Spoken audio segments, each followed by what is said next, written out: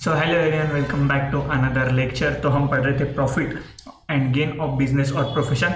सबसे पहले हम एक बार रिवाइज कर लेते हैं कि हमने अब तक क्या क्या पढ़ा था। तो सबसे पहले हमने पढ़ा था चार्जिंग सेक्शन नंबर 28, जिसमें हमने पढ़ा था कि पूरी लिस्ट देके रखी चार्जिंग सेक्शन में, ये सेक्शन की लिस्ट अपनी पीजीबीपी के हेड में टैक्सेबल हो जाएंगी। तो सबसे पहला था चार्जिंग सेक्शन नंबर 28। सबसे पहला था profit and gain of any business और प्रोफेशन। सेकंड था जो भी असेसी एक्सपोर्ट बिजनेस में है, जो भी असेसी एक्सपोर्ट बिजनेस में, तो उसको कोई भी प्रकार के एंटाइटलमेंट मिल रहे, गवर्नमेंट से कैश असिस्टेंस मिल रहा है, तो अपना वो और वो बेच के उन्होंने कुछ भी पैसा कमाया तो वो अपना पीजीबीपी इनकम में आ जाएगा। उसके बाद जो भी कंपनसेशन मिल रहा है उसको टर्मिनेशन और मॉडिफिकेशन के वजह से, कोई भी टर्मिनेट हुआ कॉन्ट्रैक्ट या फिर मॉडिफाइड हुआ और उसके वजह से उसको कंपनसेशन मिल रहा है तो अपने पीजीबीपी के हेड में टैक्सेबल हो जाएगा। उसके रिलेटेड हमने एक केस लॉ देखा था, CIT versus Saurashtra cement limited. इसमें कोई भी प्रकार का टर्मिनेशन और मॉडिफिकेशन नहीं था। तो ये जो था अपना टैक्स केस लॉ, तो इसमें कोई भी प्रकार का टर्मिनेशन और मॉडिफिकेशन नहीं था, तो इसके वजह से ये कंपनसेशन जो मिला है तो वो कैपिटल कंपनसेशन था, तो अपना वो टैक्सेबल नहीं हो रहा था वो पीजीबीपी के हेड में। उसके बाद में फेयर मार्केट वैल्यू, अगर कोई भी इन्वेंट्री ऑन द इन्वेंट्री जो अपनी है बिजनेस और प्रोफेशन में वो कन्वर्ट की जा रही है कैपिटल एसेट में, तो उस दिन का कन्वर्जन की डेट का अपने को एफएमवी देना पड़ेगा और अपने पीजीबीपी के हेड में टैक्सेबल हो जाएगा। उसके बाद में हम आए थे वैल्यू ऑफ बेनिफिट और परक्विजिट। कोई भी मॉनेटरी और नॉन मॉनेटरी कैश और काइंड कोई भी प्रकार का बेनिफिट और परक्विजिट मिल रहा है बिजनेस के रिलेटेड तो अपना पीजीबीपी के हेड में आ जाएगा। उसके बाद में पार्टनरशिप फर्म में कोई भी पार्टनर है, उस पार्टनर को पार्टनरशिप फर्म से interest, salary, bonus, commission, remuneration कोई भी प्रकार का इनकम हो रहा होगा वो फर्म से, तो वो पीजीबीपी के हेड में आ जाएगा। उसके बाद में कोई भी एसोसिएशन है, ट्रेड एसोसिएशन, प्रोफेशनल एसोसिएशन, तो उन्होंने कोई भी सिमिलर सर्विस दी उनके मेंबर को, तो उससे जो इनकम हुआ वो ट्रेड एसोसिएशन के लिए पीजीबीपी के इनकम में आ जाएगा। उसके बाद में कोई भी नॉन कम्पीट फीस जो रिसीव हो रही है वो अपनी पीजीबीपी के हेड में आ जाएंगी। Any sum received in under keyman insurance policy, अगर कोई भी बिजनेस को कीमैन इंश्योरेंस पॉलिसी का बिजनेस को अगर पैसा मिल रहा होगा, बिजनेस को एंटिटी को अगर पैसा मिल रहा होगा तो वो अपने पीजीबीपी के हेड में आ जाएगा। और उसके बाद में सेक्शन 35 एडी का कोई भी असेट बेच के अगर पैसा वो मिल रहा होगा तो वो अपने पीजीबीपी के हेड में आ जाएगा। उसके बाद हम आए थे स्पेकुलेशन बिजनेस। स्पेकुलेशन बिजनेस मतलब कोई भी ऐसा बिजनेस जिसका सेटलमेंट अदरवाइज देन कैश होता है, मतलब एक्चुअल डिलीवरी नहीं होती गुड्स की और सर्विसेज की, जो अदरवाइज देन गुड्स और services otherwise than actual delivery settle होता है, उसको हम स्पेकुलेशन बिजनेस बोलते हैं। और स्पेकुलेशन बिजनेस का अपने को प्रॉफिट एंड लॉस जो भी होगा, प्रॉफिट और लॉस, तो अपने को अलग से कैलकुलेट करना पड़ेगा for the purpose of set off and carry forward. तो hedging contract, forward contract, trading of derivative, trading of commodity derivative अपने स्पेकुलेशन के ट्रांजेक्शन्स में नहीं आते थे। उसके बाद हम आए थे सेक्शन नंबर 29 पे। सेक्शन नंबर 29 अपने को बता था अपने को पीजीबीपी का कंप्यूटेशन कैसे करना है। तो पीजीबीपी का कंप्यूटेशन अपना सेक्शन नंबर 30 से चालू होता है, तो 43D तक अपने को सारे प्रोविजन लगाने पड़ेंगे तो अपना पीजीबीपी का इनकम आ जाएगा। उसके बाद हम गए थे सेक्शन नंबर 30 में, तो अपने को सेक्शन नंबर 30 to 37 में क्या दिया है, एडमिसिबल डिडक्शन। तो सेक्शन नंबर 30 में गए थे हम, उसमें देखा था हमने रेंट, रेट, टैक्सेस, रिपेयर और एंड इंश्योरेंस ऑफ बिल्डिंग। जो भी बिल्डिंग के related rent, rate, taxes, repair, insurance, अगर कोई भी प्रकार का ये खर्चा किया होगा तो ये एक्सपेंस अपने को अलाउड हो जाएगा। अगर ये ओन बिल्डिंग है तो रेंट अपन देंगे नहीं, तो रेट और टैक्सेस, इंश्योरेंस और करंट रिपेयर का खर्चा अपने को अलाउड हो जाएगा, क्योंकि वो रेवेन्यू नेचर का होता है। कोई भी प्रकार का कैपिटल रिपेयर होगा तो वो कैपिटल नेचर का होगा और वो खर्चा अपने को अलाउड नहीं होगा। उसके बाद में कोई भी रेंटेड बिल्डिंग है तो कोई भी रेंट पे कर रहे हैं, rate, taxes, insurance, current repair, तो अपना वो उसका एक्सपेंसेस अपने को अलाउड हो जाएगा। कैपिटल रिपेयर फिर से यहाँ पे अलाउड नहीं होगा।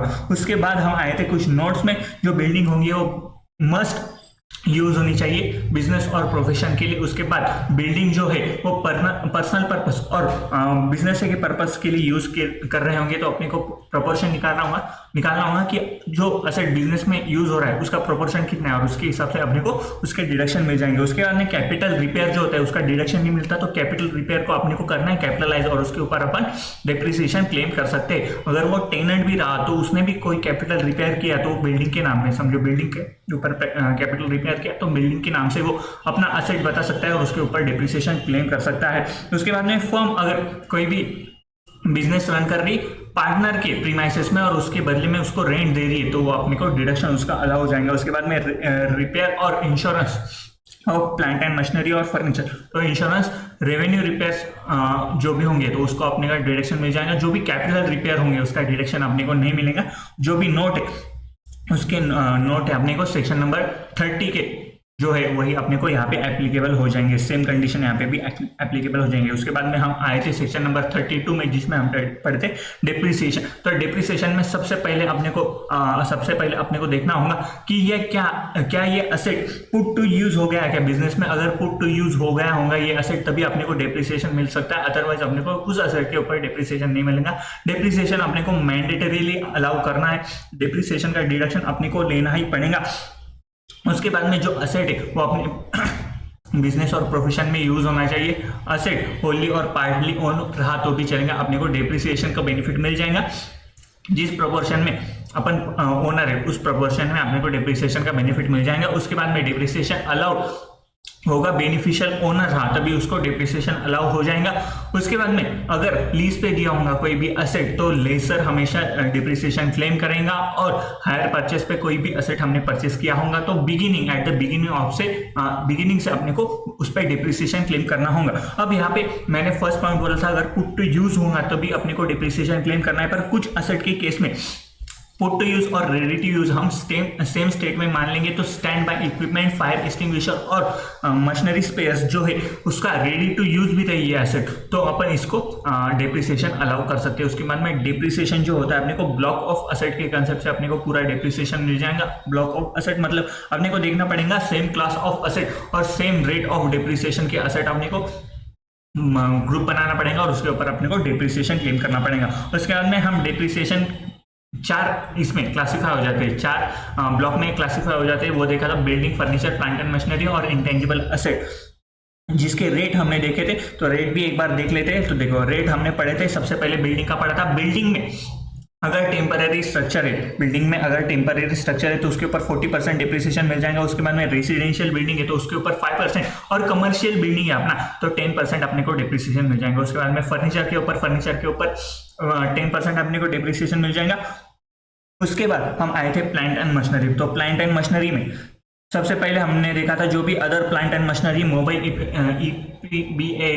BX मशीन जो है उसके ऊपर अपने को 15% डिप्रिसिएशन मिल जाएगा। ऑयल वेल जो है इसके ऊपर अपने को 15% डिप्रिसिएशन मिल जाएगा। उसके बाद में शिप्स वेसल्स जो है उसके ऊपर अपने को 20% डिप्रिसिएशन मिल जाएगा। मोटर कार्स के ऊपर अपने को देखना पड़ेगा कि ये पुट टू यूज कब है। अगर 22/8/2019 से अगर पहले ये पुट टू यूज हो गया तो अपने को 15% डिप्रिसिएशन लेना पड़ेगा। 23/8/2019 टू 31/3/2020 तक अगर पुट टू यूज हो गया तो अपन 30% डिप्रिसिएशन ले सकते हैं। उसके बाद में बस, लॉरी एंड टैक्सीज के ऊपर भी अपने को देखना पड़ेगा कि ये पुट टू यूज कब हो गया है।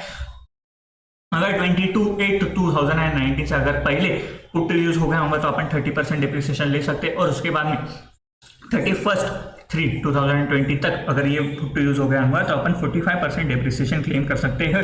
उसके बाद में हम आए थे जो प्लास्टिक गुड्स फैक्ट्रीज है और मोल्ड इन रबर से उसके ऊपर 30%, semiconductor machinery and plant use in semiconductor factories तो उसके ऊपर 30% डिप्रिसिएशन क्लेम कर सकते हैं। उसके बाद में computer include computer software, computer accessories, electronic vehicles, books of professional other than annual publication, gas cylinder, plant used in mineral oil concern, energy saving devices, pollution control equipment, airplane, medical equipment और wind mill, इसके ऊपर अपने को 40% depreciation लेना पड़ेगा। 40% अपन depreciation ले सकते हैं। उसके बाद में इंटेंजिबल असेट, कोई भी प्रकार का इंटेंजिबल असेट रहा तो अपन 25% उसके ऊपर डिप्रिसिएशन क्लेम कर लेंगे। जो भी गुडविल है अपने इंटेंजिबल असेट का पार्ट नहीं बन जाएगा। गुडविल इंटेंजिबल असेट का पार्ट अपने को नहीं बना है। उसके बाद हम आए थे कि जो रेट ऑफ डिप्रिसिएशन तो देख लिया हमने, पर मेथड कौन सा यूज करना है। तो मेथड अपने को हमेशा WDV फॉलो करना पड़ेगा। पर असेसी अगर एंगेज है generation and distribution of power के बिजनेस में तो अपन SLM और WDV दोनों में से कोई भी मेथड यूज कर सकते हैं। जो भी उसको असेसी को बेनिफिशियल रहा वो अपन मेथड यूज कर सकते हैं। उसके बाद में हम आए थे ब्लॉक ऑफ असेट कैसे कैलकुलेट करना है। तो सबसे पहले अपने को ओपनिंग WDV लेना पड़ेगा। ओपनिंग WDV में आपने अपन ने ये साथ जो भी असेट परचेस किए, जो भी एक्वायर किए, उसका वैल्यू अपने को ऐड करना पड़ेगा, पर अपने को यहाँ पे देखना पड़ेगा पुट टू यूज 180 डेज से ज्यादा हुआ है या पुट टू यूज 180 डेज से कम हुआ है, तो उसके बेसिस में अपने को डिप्रिसिएशन का कैलकुलेशन करना पड़ेगा। तो यहाँ पे अपन जो भी एक्वायर किया है तो उसका बस बाइफर्केशन दे रहे हैं, और जो पुट टू यूज नहीं हुआ है उसका भी अपन यहाँ पे एक पॉइंट ऐड कर दे रहे हैं। तो पुट टू यूज 180 डेज और more, put to use 180 days, less than 180 days, और एक्वायर किया है पर पुट टू यूज नहीं किया है, तो अपन अपने को ये तीनों एक्वायर किए हुए जो असेट है वो अपने को ऐड करने पड़ेंगे अपने ब्लॉक ऑफ असेट में। अब जो भी 180 डेज का कैलकुलेशन है अपने देखना पड़ेगा 3 अक्टूबर या 4 अक्टूबर के पहले देखना पड़ेगा।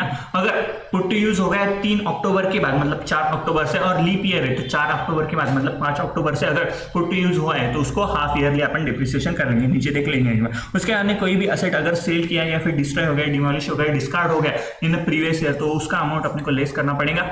जो भी आ जाएगा अपना WDV आ जाएगा, WDV के ऊपर अपने को प्रिस्क्राइब से अपने को डिप्रिसिएशन क्लेम लेना पड़ेगा, और जो भी बैलेंस WDV आएगा अपने बैलेंस शीट में आ जाएगा, अपने क्लोजिंग WDV आ जाएगा। उसके बाद हम देखे थे डिप्रिसिएशन जो हो सकता है, तो अगर पुट टू यूज नहीं किया होगा, आज पूरे साल में हमने बस एक्वायर करके रखा होगा पर पुट टू यूज नहीं किए तो नो डिप्रिसिएशन, उसके ऊपर डिप्रिसिएशन क्लेम नहीं करेंगे। अगर लेस देन 180 डेज यूज हुआ है वो असेट अपने बिजनेस में, तो अपन हाफ रेट से डिप्रिसिएशन क्लेम करेंगे, और अगर बैलेंस जो WDV बचा है अपना तो उसके ऊपर full value of full rate से अपन डिप्रिसिएशन क्लेम करेंगे। उसके बाद में जो कैपिटल गेन है, कैपिटल गेन में हमने पढ़ा था कि अगर ये ब्लॉक ऑफ असेट पूरा सोल्ड कर दिया या फिर पार्ट ऑफ ब्लॉक सोल्ड कर दिया तो उसके प्रोविजन आपको कैपिटल गेन के चैप्टर में आपको मिल जाएंगे।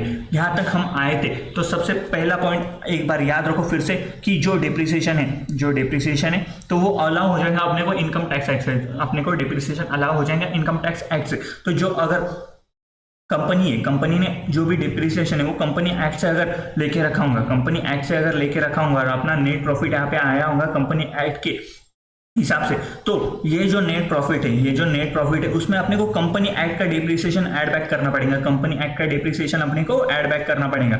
और कंपनी एक्ट का डिप्रिसिएशन ऐड करने के बाद अपने को जो इनकम टैक्स एक्ट का डिप्रिसिएशन है वो अपने को यहाँ से लेस करना पड़ेगा, और उसके बाद में अपना नेट प्रॉफिट आ जाएगा जिसके ऊपर हम इनकम टैक्स का कैलकुलेशन करेंगे। यहाँ तक हमने लास्ट लेक्चर में पढ़ लिया था, यहाँ तक हमने पूरा अच्छे से पढ़ लिया था, सारे कंसेप्ट में घुस के हमने पढ़ा था। अब आते हैं आज का नेक्स्ट टॉपिक अपना, जिसका नाम है एडिशनल डिप्रिसिएशन। एडिशनल डिप्रिसिएशन क्या होता है? तो जो भी हमने असेट एक्वायर किया है, जिस साल हमने वो असेट एक्वायर किया उस साल गवर्नमेंट बोलती कि ले तेरे को और डिप्रिसिएशन दे देते हो। हाँ, मतलब अपने को रेगुलर डिप्रिसिएशन जो है ऊपर हमने जो रेट पढ़े थे वो डिप्रिसिएशन तो मिल जाएगा, उसी के साथ साथ अपने को एडिशनल डिप्रिसिएशन मिल जाएगा, मतलब उसी के साथ साथ अगर 100 रुपए का असेट, 100 रुपए के असेट के ऊपर अपन रेगुलर डिप्रिसिएशन तो चार्ज कर लेंगे, पर उसी के साथ साथ अपने को एडिशनल डिप्रिसिएशन भी अपने को उसका भी बेनिफिट मिल जाएगा। तो एडिशनल डिप्रिसिएशन का बेनिफिट सबसे पहले तो किसको मिलेगा? सबसे पहले एडिशनल डिप्रिसिएशन का बेनिफिट है कुछ स्पेसिफिक असेसी के लिए मिल सकता है, तो ये देख लेते हैं एक बार। तो assessee engage in the business of manufacturing और प्रोडक्शन ऑफ एनी आर्टिकल और generation, transmission, distribution of power. ये असेसी को तो मैन्युफैक्चरिंग और production of any article, generation, transmission और डिस्ट्रीब्यूशन ऑफ पावर, तो इन्हीं असेसी को एडिशनल डिप्रिसिएशन का बेनिफिट मिलेगा। एडिशनल डिप्रिसिएशन का बेनिफिट मिलेगा अपने को।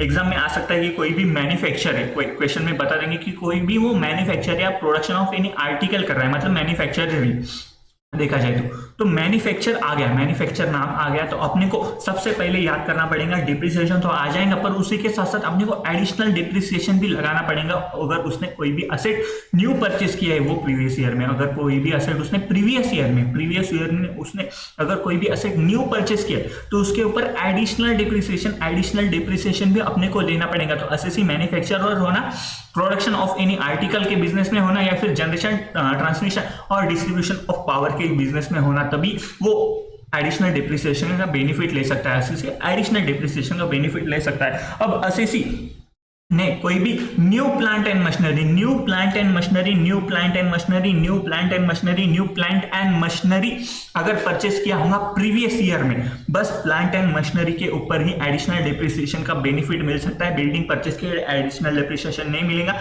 इंटेंजिबल असेट लिया एडिशनल डिप्रिसिएशन नहीं मिलेगा, फर्नीचर परचेस किया उसके ऊपर एडिशनल डिप्रिसिएशन नहीं मिलेगा, बस प्लांट एंड मशीनरी के ऊपर अपन एडिशनल डिप्रिसिएशन का बेनिफिट ले सकते हैं, एडिशनल डिप्रिसिएशन का बेनिफिट ले सकते हैं। तो एडिशनल डिप्रिसिएशन अपने को कितना मिलेगा भाई, कितना मिलेगा? तो अपने को 20% of actual cost, 20% of actual cost, 20% of actual cost के ऊपर अपने को एडिशनल डिप्रिसिएशन का बेनिफिट मिल जाएगा, एडिशनल डिप्रिसिएशन का अपने को बेनिफिट मिल जाएगा। सबसे पहले फिर से एक बार याद रखो यहाँ पे कि 180 डेज से अगर ज्यादा यूज हुआ है, 180 डेज से अगर ज्यादा यूज हुआ है तभी अपन 20% का यहाँ पे एडिशनल डिप्रिसिएशन ले सकते हैं। पर अगर 180 डेज से अगर कम यूज हुआ होगा वो एसेट, तो फिर से अपने को याद करना पड़ेगा। अगर अपन जो डिप्रिसिएशन, नॉर्मल डिप्रिसिएशन अपन हाफ लगा सकते, अगर 180 डेज से कम यूज हुआ है तो अपन हाफ डिप्रिसिएशन लगाएंगे। सेम केस अपना आ जाएगा एडिशनल डिप्रिसिएशन में। एडिशनल डिप्रिसिएशन में भी अगर 180 डेज से हमने कम यूज किया है वो एसेट, 180 डेज से अगर कम यूज किया है वो एसेट, तो हम 10% of actual cost he depreciation लेंगे, 10% of actual cost he depreciation लेंगे, 10% of actual cost he depreciation लेंगे। तो ये एक्चुअल कॉस्ट का मतलब क्या होता है समझो। यहाँ पे WDV रहा, WDV तो अपना ओपनिंग WDV रहेगा, ये ओपनिंग WDV रहेगा। उसके बाद हम जो एसेट परचेस की ये साल एक्वायर किए, उसके बाद में हमने जो एसेट जो इस साल एक्वायर किए, इस साल जो भी एसेट एक्वायर की, अगर पुट टू यूज 180 डेज और मोर किया होगा तो अपने को डिप्रिसिएशन तो मिल जाएगा। प्लांट एंड मशीनरी रहा तो अपने को 15% डिप्रिसिएशन तो मिल जाएगा, प्लांट एंड मशीनरी का रेगुलर वाला, तो 15% डिप्रिसिएशन मिल जाएगा। उसी के साथ साथ अपने को एक्चुअल कॉस्ट पे 20% अपन एडिशनल डिप्रिसिएशन भी ले सकते हैं, 20% अपन एडिशनल डिप्रिसिएशन भी ले सकते हैं।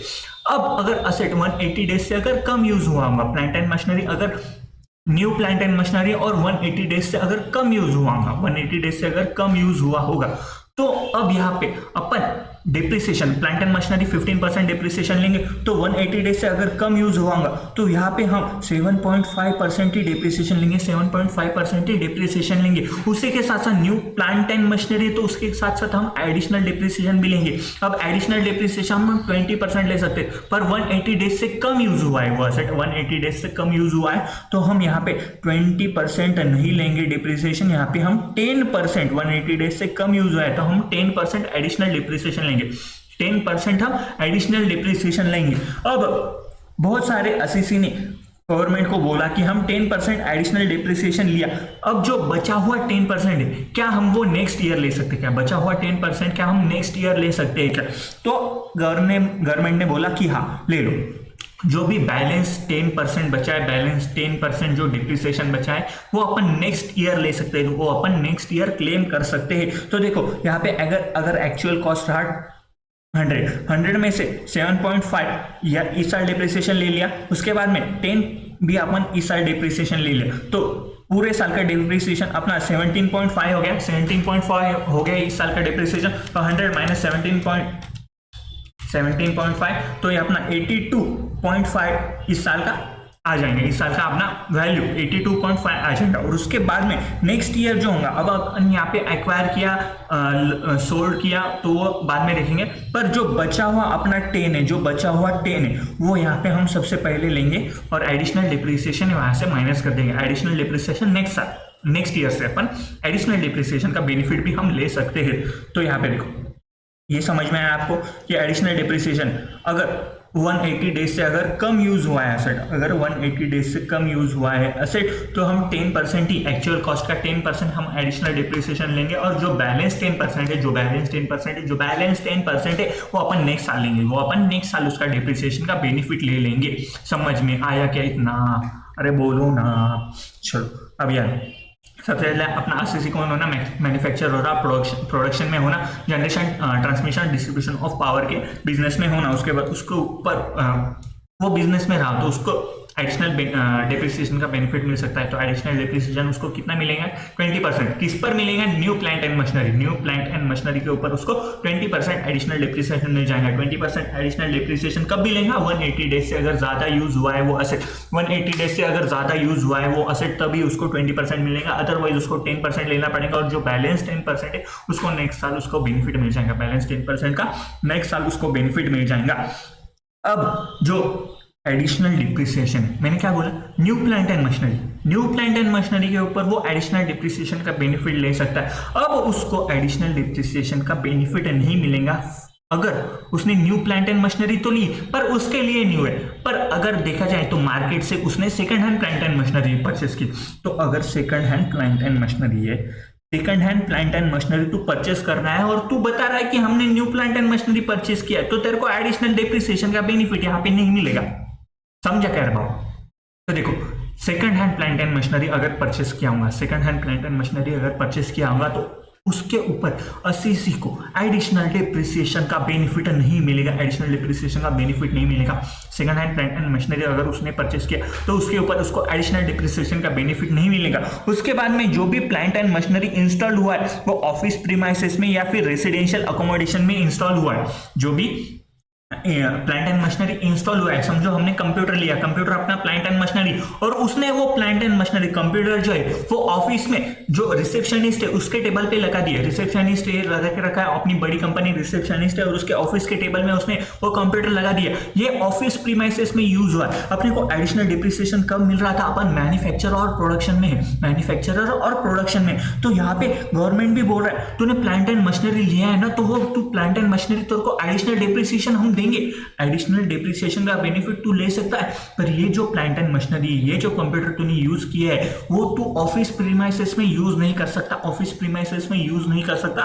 तेरे को ये प्लांट एंड मशीनरी तेरे प्रोडक्शन में यूज करनी पड़ेंगी। तेरे को ये प्लांट एंड मशीनरी तेरे प्रोडक्शन में यूज करनी पड़ेंगी, तेरे मैन्युफैक्चरिंग में यूज करनी पड़ेंगी, तभी तू एडिशनल डिप्रिसिएशन का बेनिफिट ले सकता है। तो सबसे पहले अपने को एडिशनल डिप्रिसिएशन का बेनिफिट कब नहीं मिलेगा?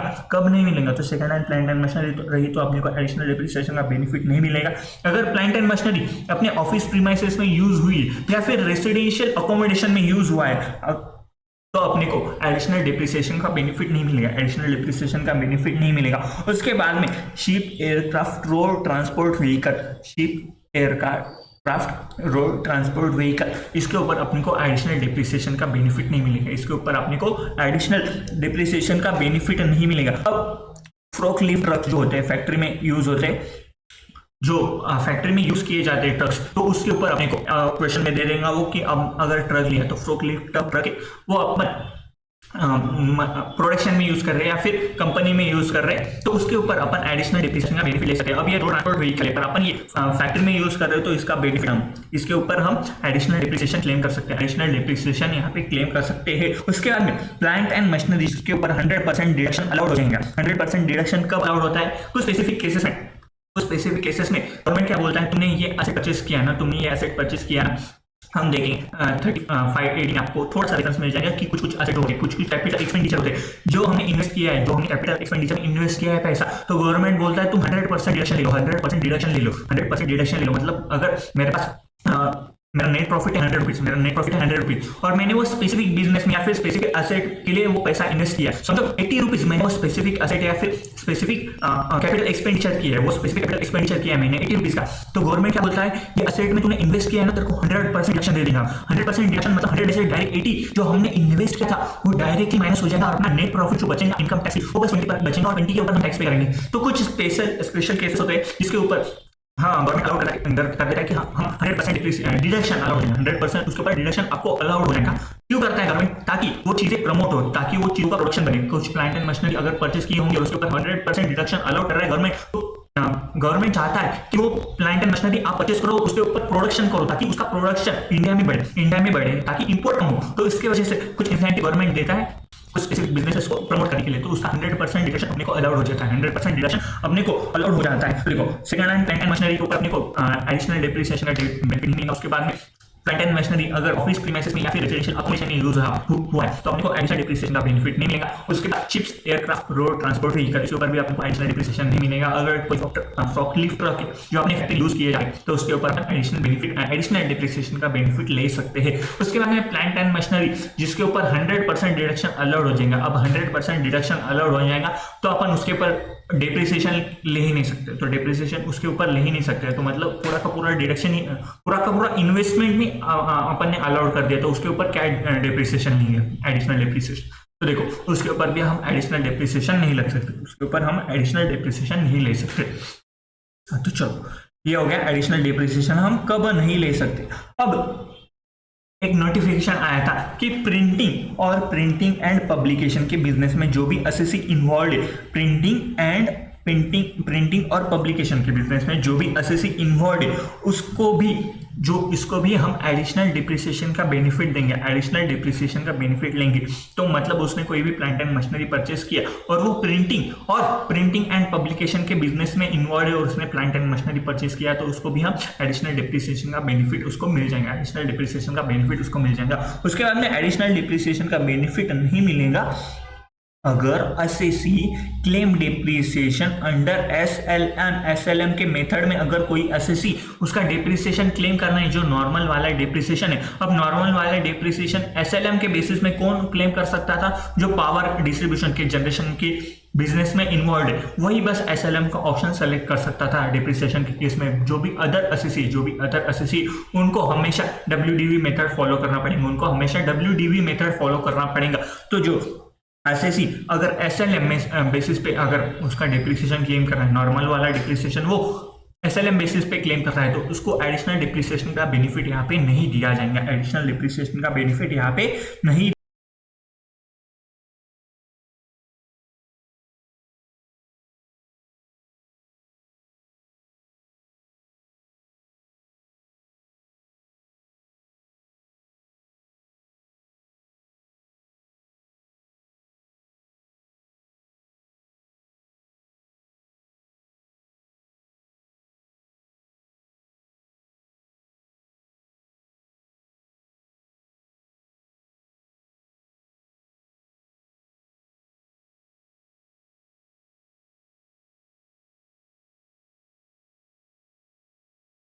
दिया जाएगा।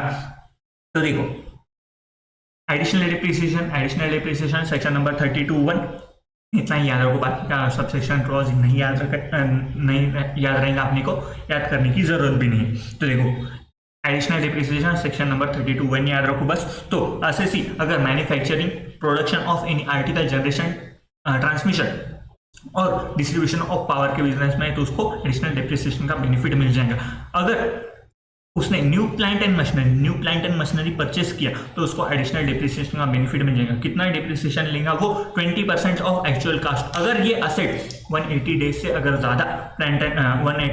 ज्यादा पुट टू यूज हुआ है तो उसके ऊपर हम 20% डिप्रिसिएशन, एडिशनल डिप्रिसिएशन क्लेम कर लेंगे। अगर 180 डेज से कम यूज हुआ है बिजनेस में तो हम बस 10% ही एडिशनल डिप्रिसिएशन ये साल लेंगे और अगले साल जो बचा हुआ 10% है उसका हम बेनिफिट ले लेंगे। उसके बाद एडिशनल डिप्रिसिएशन का बेनिफिट कौन से असेट को नहीं मिलेगा, तो अगर second hand plant and machinery अगर परचेस की होंगी, तो अपने को एडिशनल डिप्रिसिएशन का बेनिफिट नहीं मिलेगा। जो भी प्लांट एंड मशीनरी इंस्टॉल किए वो ऑफिस प्रीमाइसेस में या फिर रेसिडेंशियल अकोमोडेशन में इंस्टॉल किए तो उसको एडिशनल डिप्रिसिएशन का बेनिफिट नहीं मिलेगा। Ship, aircraft, road transport vehicle, उसके ऊपर हम एडिशनल डिप्रिसिएशन नहीं क्लेम कर सकते। उसके बाद में प्लांट एंड मशीनरी जिसके ऊपर 100% डिडक्शन गवर्नमेंट ने अलाउड कर दिया, 100% डिडक्शन अलाउड हो जाए तो उसके ऊपर भी हम एडिशनल डिप्रिसिएशन का बेनिफिट नहीं ले सकते। प्रिंटिंग एंड पब्लिकेशन के बिजनेस में कोई भी एसएससी इन्वॉल्व है तो उसको एडिशनल डिप्रिसिएशन का बेनिफिट मिल जाएगा। अगर कोई एसएससी एसएलएम के बेसिस पे डिप्रिसिएशन क्लेम कर रहा है, नॉर्मल डिप्रिसिएशन वो एसएलएम की बेसिस पे क्लेम कर रहा है तो उसको एडिशनल डिप्रिसिएशन का बेनिफिट यहाँ पे नहीं दिया जाएगा। समझ में आया क्या एडिशनल डिप्रिसिएशन? अब एडिशनल डिप्रिसिएशन का बेनिफिट आपने को इसमें मिलना है एक्चुअल कॉस्ट पे। जो ब्लॉक ऑफ असेट में यहाँ पे भी अपने को असेट एक्वायर किया है वो उसका एक्चुअल कॉस्ट अपने को यहाँ पे ऐड करना पड़ेगा। पर ये एक्चुअल कॉस्ट क्या होता है, एक्चुअल कॉस्ट क्या क्या होता है अलग अलग केसेस में। तो देखो एक्चुअल कॉस्ट सबसे पहले एक बात याद रखो, एक्चुअल कॉस्ट निकालते वक्त सबसे पहले एक बात याद रखो, एक्चुअल कॉस्ट निकालते वक्त कोई भी expenditure for the acquisition of that asset, और जो पेमेंट हुआ है, कोई भी एक्सपेंडिचर हुआ है एसेट एक्वायर करने के लिए और उसके ऊपर पेमेंट हुआ है, उसके मतलब वो एक्सपेंडिचर के लिए पेमेंट हुआ है, सिंगल पर्सन और सिंगल डे, मतलब एक ही व्यक्ति होना और एक ही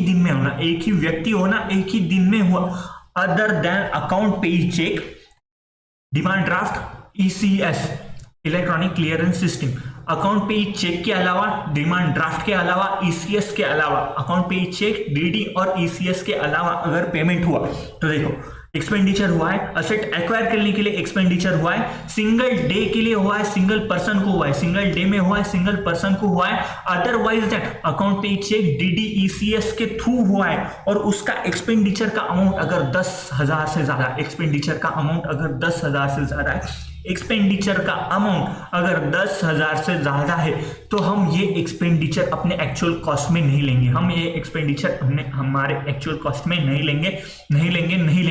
इसके रिलेटेड ही एक सेक्शन आपको PGBP के आखिरी में मिल जाएगा, सेम सेक्शन पढ़ेंगे हम, पर वहां पे पूरा उन्होंने डिटेल में ये सेक्शन दिया है कि ये क्यों आया, क्या आया।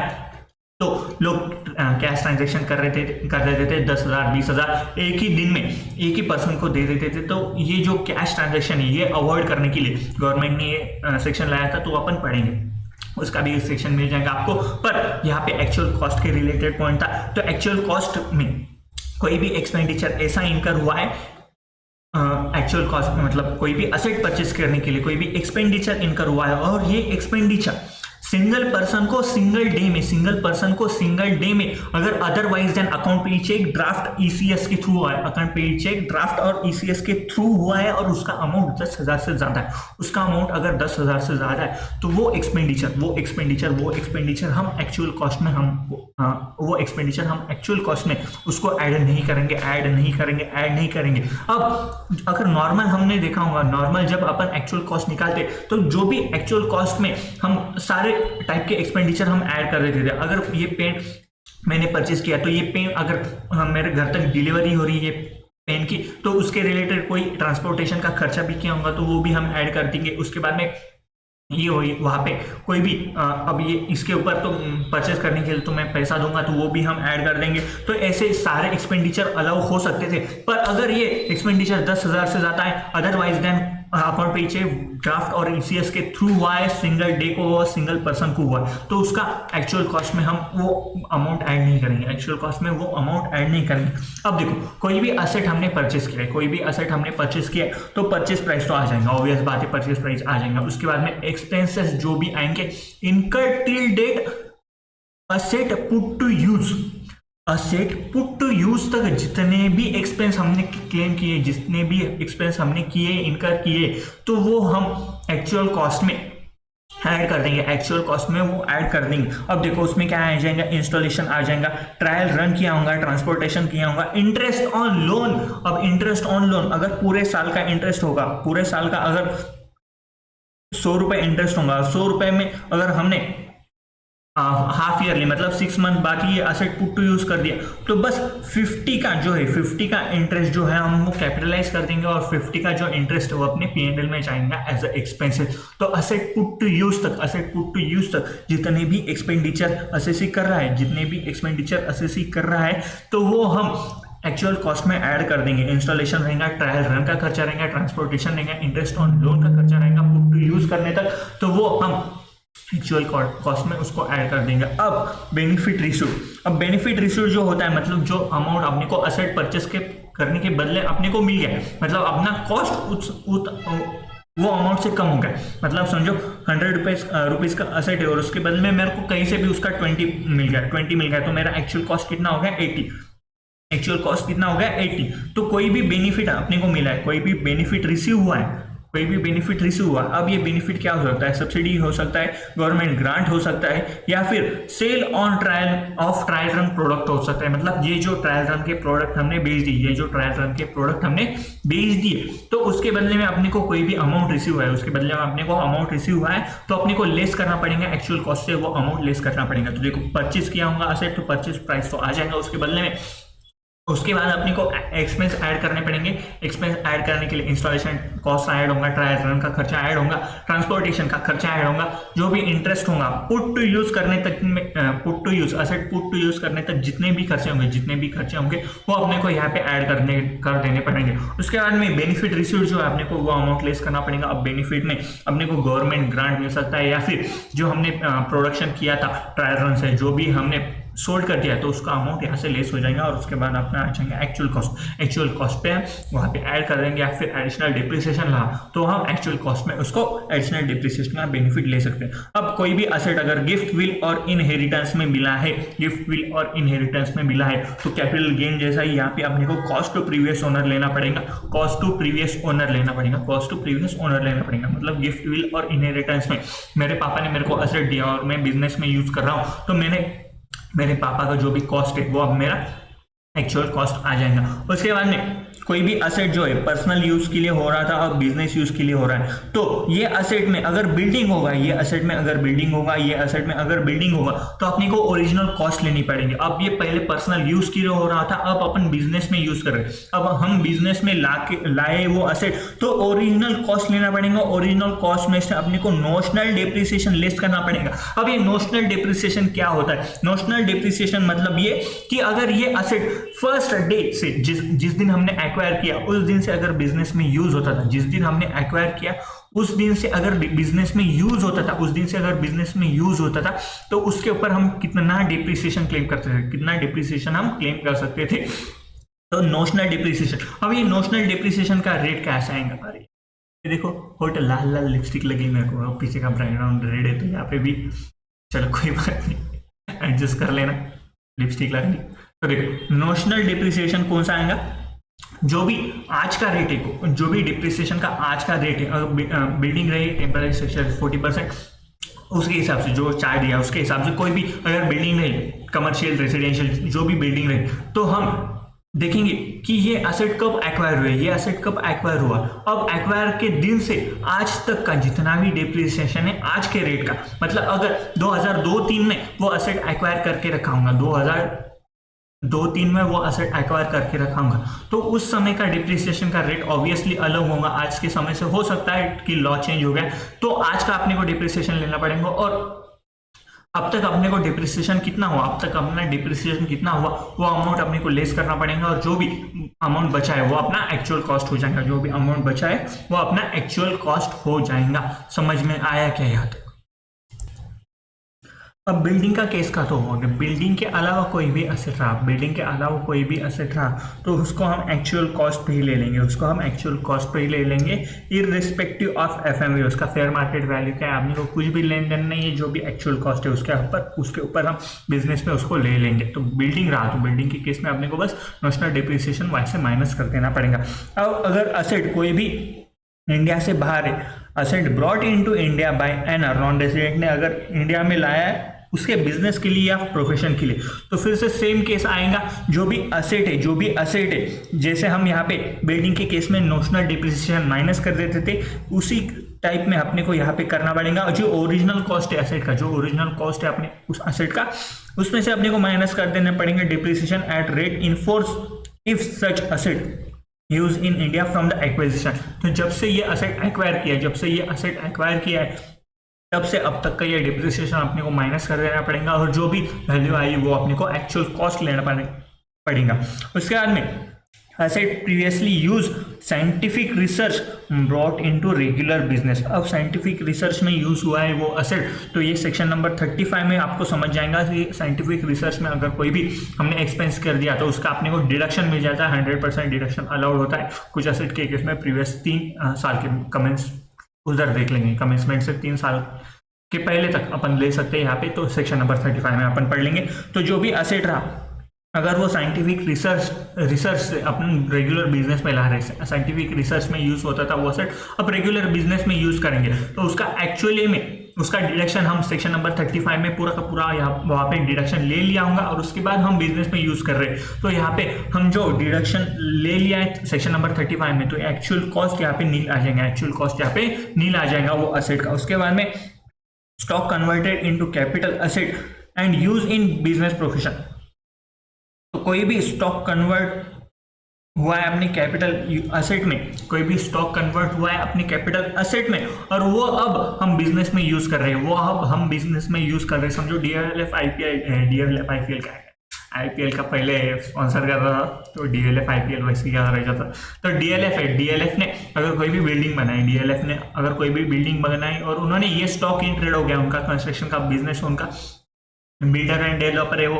तो कंस्ट्रक्शन का बिजनेस, तो उनका जो बिल्डिंग रहा तो उनका स्टॉक इन ट्रेड बन जाएगा। अब ये स्टॉक उन्होंने कैपिटल एसेट में कन्वर्ट कर दिया, स्टॉक उनका कैपिटल एसेट में कन्वर्ट कर दिया, तो कैपिटल एसेट में कन्वर्ट कर देने के बाद इसके ऊपर हम डेप्रिसिएशन क्लेम करेंगे। अब यहाँ पे जो एक्चुअल कॉस्ट है वो क्या लेंगे, एक्चुअल कॉस्ट है वो क्या लेंगे, तो fair market value on the date of conversion, fair market value on the date of conversion, उसको हम एक्चुअल कॉस्ट मान लेंगे।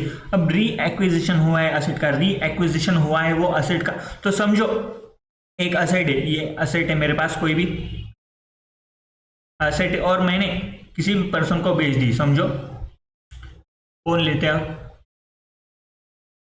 सलमान भाई को बेच दी मैंने ये एसेट, सलमान भाई को बेच दिया और फिर से मैंने ये एसेट एक्वायर कर लिया, फिर से मैंने एसेट एक्वायर कर लिया, फिर से मैंने ये असेट जो मैंने उसको बेचा था वो फिर से मैंने एक्वायर कर लिया, तो इसका कॉस्ट ऑफ एक्विजिशन क्या होगा, इसका कॉस्ट ऑफ एक्विजिशन क्या होगा, जो एक्चुअल कॉस्ट है वो असेट का वो क्या होगा।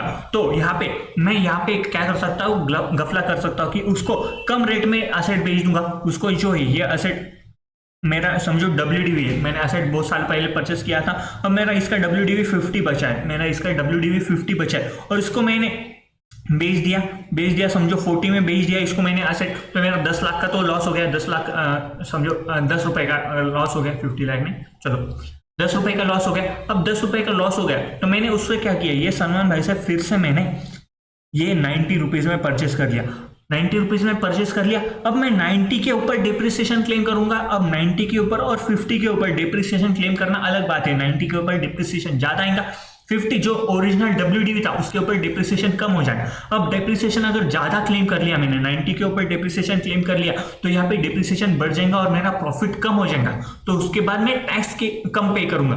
तो गवर्नमेंट ने क्या बोल दिया, अगर तुमने भाई कोई भी असेट री एक्वायर कर लिया, कोई भी असेट तुमने री एक्वायर कर लिया तो उसके ऊपर हम जो कॉस्ट है उसका यहाँ पे 90 नहीं लेंगे, तो WDV at the time of sale, मतलब अगर 50 में अगर आपने बेचा होगा 50 जो आपका WDV है, जिस दिन आपने असेट बेचा, जिस दिन आपने असेट बेचा उस दिन का WDV आपका 50 और री एक्विजिशन कॉस्ट जो भी कम है उसी का वैल्यू हम एक्चुअल कॉस्ट में लेंगे, उसी का वैल्यू हम एक्चुअल कॉस्ट में लेंगे। अब ये WDV 50 और सलमान भाई को मैंने 40 में बेच दिया और उसके बदले में 90 में ये एक्वायर कर लिया, तो 90 यहाँ पे नहीं, यहाँ पे जो एक्चुअल कॉस्ट है वो मेरा 50 ही लिया जाएगा, एक्चुअल कॉस्ट है वो मेरा 50 ही लिया जाएगा, क्योंकि अगर 90 लिया तो मैं डिप्रिसिएशन बढ़ा के लूंगा, डिप्रिसिएशन बढ़ा के लिया तो मेरा नेट प्रॉफिट यहाँ पे कम हो जाएगा और नेट प्रॉफिट कम हो गया तो मैं टैक्स भी कम पे करूंगा यहाँ पे। तो गवर्नमेंट ने बोला नहीं, गवर्नमेंट बोला कि तेरा जो WDV जिस दिन तूने एसेट बेचा है वो वैल्यू ले, या फिर ये अगर 90 की जगह 40 होता तो ये तू एक्चुअल कॉस्ट में ले सकता है, ये आप एक्चुअल कॉस्ट में ले सकते हो। तो अगर री एक्वायर किया है, कोई भी एसेट री एक्वायर किया है तो WDV at the time of sale, WDV at the time of sale और reacquisition cost, WDV at the time of sale और reacquisition cost whichever is lower को अपने को एक्चुअल कॉस्ट मानना पड़ेगा अपने डिप्रिसिएशन क्लेम करने के लिए या फिर उस ब्लॉक में ऐड करने के लिए। अब जो भी असेट परचेस हुआ है, असेट परचेस किया है एंड लीज बैक कर दिया तो सेम पर्सन, लीज बैक कर दिया सेम पर्सन। अब हमने क्या किया, ये मैं हूं, ये फिर से अपना सलमान भाई, अब असेट मैंने सलमान भाई से परचेस कर लिया, सलमान भाई से हमने असेट परचेस कर लिया। अब ये असेट मैंने लीज बैक कर दिया सलमान भाई को। अब इससे क्या होगा, इससे टैक्स प्लानिंग कैसे हो सकता है। अब सलमान भाई ने मेरे को असेट बेच दिया, ओके असेट बेच दिया मैंने, वो कैपिटलाइज कर दिया। अब कैपिटलाइज कर दिया मैंने असेट, अब ये मैंने लीज पे दे दिया, ये मैंने लीज पे दे दिया। अब जो भी लीज रेंटल सलमान भाई मेरे को पे करेंगे, जो भी लीज रेंटल सलमान भाई मेरे को पे करेगा उसका वो डिडक्शन ले लेगा, और उसके वजह से उसका प्रॉफिट कम हो जाएगा। प्रॉफिट एंड लॉस के डेबिट साइड में आ जाएगा जो भी लीज एक्सपेंसेस आएगा, जो भी रेंट वो पे करेगा, और जो डेबिट साइड में आ जाएगा लीज एक्सपेंसेस पूरा। तो उसके बाद में जो भी एक्सपेंस डेबिट साइड में हो गया तो उसके वजह से अपना प्रॉफिट कम हो जाएगा, और सलमान भाई यहाँ पे उसका टैक्स बचाने की पूरी कोशिश करेगा क्योंकि हमने लीज रेंटल दिया। तो देखो सलमान भाई ने मेरे को असेट बेचा, मैंने कैपिटलाइज कर दिया, उसके बदले ये जो असेट है मैंने लीज बैक कर दिया सलमान भाई को। तो सलमान भाई मेरे को लीज रेंट देगा, तो उसका डिप्रिसिएशन, अगर वो लीज रेंट मतलब समझो अगर यहाँ पे ये असेट है उसका WDV 50 था, ये WDV 50 था, और समझो डिप्रिसिएशन समझो यहाँ पे 5 रुपीज यहाँ पे डिप्रिसिएशन आता था, 5 रुपीज यहाँ पे डिप्रिसिएशन आता था। और सलमान भाई जब P&L बनाएगा, अब यहाँ पे इधर 5 रुपीज डिप्रिसिएशन आ जाएगा, उसका डिप्रिसिएशन 5 रुपीज आ जाएगा। पर अब ये असेट मेरे को बेच दिया उसने, ये असेट, अब मैं यहाँ इसका कैपिटलाइज कर दूंगा। अब ये जो असेट है उसने समझो ये 50 था, तो यहाँ पे समझो मेरे को 40 में बेच दिया। ओके 40 में बेच दिया, अब मैं 40 ये कैपिटलाइज कर दूंगा, मेरा असेट मैंने परचेस किया तो ये मेरे ब्लॉक में ऐड हो जाएगा। अब ब्लॉक में ऐड होने के बाद ये मैंने लीज पे दे दिया सलमान भाई को, और ये जो लीज का रेंट है, समझो 8 रुपीज आ जाएगा। 8 रुपीज मैंने लीज का रेंट ले लिया, 8 रुपीज अपना लीज का रेंट आ गया। तो यहाँ पे अब ये डिप्रिसिएशन क्लेम 5 रुपए नहीं करेगा, ये डिप्रिसिएशन के अलावा वो लीज रेंट क्लेम करेगा, और लीज रेंट यहाँ पे 8 आ जाएगा। तो यहाँ पे उसका एक्सपेंस बढ़ गया, तो यहाँ पे जो नेट प्रॉफिट आएगा तो एक्सपेंस बढ़ने की वजह से यहाँ पे नेट प्रॉफिट कम हो जाएगा, तो डिप्रिसिएशन से ज्यादा वो लीज रेंटल पे कर रहा है, तो उसके वजह से अपना नेट प्रॉफिट कम हो जाएगा। नेट प्रॉफिट कम हो गया तो उसका प्रॉफिट कम आ जाएगा, और वो टैक्स कम पे करेगा। तो यहाँ पे अगर कोई भी असेट परचेस किया और वो लीज बैक पे दिया है, तो जो भी WDV of the previous owner मतलब जो लेसी का जो WDV था, वही हम यहाँ पे 50 यहाँ पे मेरा जो है 50 यहाँ पे मेरा एक्चुअल कॉस्ट आ जाएगा। उसके बाद 35 AD में जो भी असेट हुआ है और वो बेच दिया, तो ये 35 AD में आपको समझ में आ जाएगा। 35 AD में जो स्पेसिफिक बिजनेस है उसमें हमने कैपिटल इन्वेस्टमेंट कर दिया, तो उसका जो 100% अपने को डिडक्शन अलाउ हो जाता है, पर वो कुछ स्पेसिफिक पीरियड में हमने बेच दिया, तो उसका प्रोविजन वहां पे बनेंगे। तो जो भी असेट है जिसका अलाउड हुआ है डिडक्शन 35 AD में, और सच असेट ट्रांसफर हो गया नॉन स्पेसिफिक बिजनेस में आफ्टर 8 ईयर, तो उसका from the year of acquisition और ट्रांसफर अंडर 47 सेक्शन नंबर 47 हमने कहा पढ़ा था कैपिटल गेन में transfer not treated as capital asset का जो ट्रांसफर हुआ है, मतलब वो transaction not treated as transfer for the purpose of capital gain. तो सेक्शन नंबर 47 के अंडर अगर वो ट्रांसफर हुआ होगा तो उसका जो capital cost of acquisition actual cost है वो हम नील मान लेंगे। तो ये हो गया एक्चुअल कॉस्ट का, ये हो गया पूरा एक्चुअल कॉस्ट का कंसेप्ट। अब एक कंसेप्ट ले लेते हैं, उसके बाद में हम डिप्रिसिएशन की कंसेप्ट क्वेश्चन ले लेते हैं। 1-2 क्वेश्चन आपके मॉडल में दिए हुए सीए इंटर के मॉडल में, वो ले लेंगे। तो देखो टर्मिनल डिप्रिसिएशन नाम का एक कंसेप्ट होता है, सेक्शन नंबर 32 फिर से याद रखो। टर्मिनल डिप्रिसिएशन क्या होता है? अब देखो टर्मिनल डिप्रिसिएशन बस जो SLM मेथड में डिप्रिसिएट करता है एसेट, मतलब पावर जनरेशन वाला जो एसएससी, वो उसके केस में टर्मिनल डिप्रिसिएशन का कंसेप्ट आ सकता है। टर्मिनल डिप्रिसिएशन मतलब क्या होता है, यहाँ पे मैंने एग्जांपल दिया है, उस एग्जांपल से ही हम समझ लेते हैं। तो एसएससी जो भी एसेट SLM मेथड से डिप्रिसिएट कर रहा है उसको टर्मिनल डिप्रिसिएशन का यहाँ पे कंसेप्ट लग जाएगा। अब जो भी एसेट हमने बेचा, ब्लॉक ऑफ एसेट का कंसेप्ट के लिए हम PGPP में कैपिटल गेन में जाते थे कि अगर ब्लॉक पूरा का पूरा ब्लॉक बेच दिया तो अपना शॉर्ट टर्म कैपिटल गेन आएगा, या फिर जो ब्लॉक में अगर अमाउंट बची होगी तो उस हिसाब से हम कैपिटल गेन में, अगर ब्लॉक बेचा तो कैपिटल गेन में हम उसका कैलकुलेशन करते थे। शॉर्ट टर्म कैपिटल गेन आ जाता, शॉर्ट टर्म कैपिटल लॉस आता था, वहां पे हम कैपिटल गेन में वो पढ़ा था। अब टर्मिनल डिप्रिसिएशन कब आएंगे? टर्मिनल डिप्रिसिएशन का कंसेप्ट समझने के लिए एक एग्जांपल लिया है हमने, तो देखो कॉस्ट ऑफ असेट है अपना 1000 रुपये, कॉस्ट ऑफ असेट कितना है अपना 1000 रुपये। अब डिप्रिसिएशन रेट अपन समझ लो एसएलएम से कैलकुलेट कर रहे हैं, एसएलएम से कैलकुलेट कर रहे हैं, अज्यूम कर रहे हैं अपन डिप्रिसिएशन अपना 20% एसएलएम से अपना स्ट्रेट लाइन मेथड से अपना डिप्रिसिएशन। तो at the end of second year अपना WDV कितना होगा, तो WDV आ जाएगा 2 साल का डिप्रिसिएशन 20% डिप्रिसिएशन, 1 साल का, तो 2 साल का डिप्रिसिएशन अपने को माइनस करना पड़ेगा, 1 साल का डिप्रिसिएशन अपना 20%, मतलब 200 रुपये अपना डिप्रिसिएशन आ जाएगा और 2 साल का अपना 400 रुपये डिप्रिसिएशन आ जाएगा। तो देखो 1000 में से 400 अपना 2 साल का डिप्रिसिएशन आ जाएगा और 2 साल at the end of second year अपना जो WDV जो अपना WDV वो कितना आ जाएगा 600 रुपये, वो कितना आ जाएगा 600 रुपये। तो देखो 1000 का असेट है, 1000 के असेट में से अपने को 20% एसएलएम बेसिस पे डिप्रिसिएशन माइनस करना है, 2 साल के बाद उस असेट में से अपन 400 रुपये का डिप्रिसिएशन माइनस कर देंगे और अपना एसएलएम के बेसिस पे अपन डिप्रिसिएशन कैलकुलेट करने के बाद 2 साल के बाद अपना WDV आ जाएगा 600 रुपये। 600 रुपये अपना WDV आने के बाद अब यहाँ पे at the end of second year ये असेट बेच दिया, at the end of second year ये असेट बेच दिया। अब यहाँ पे 3 केस आ जाएंगे, एक तो असेट कम रेट में बेचा जो WDV है, या फिर असेट ज्यादा रेट में बेचा अपने WDV से, या फिर असेट बहुत ज्यादा रेट से बेच दिया कि अपने ये कॉस्ट है इससे भी ज्यादा रेट में हमने बेच दिया।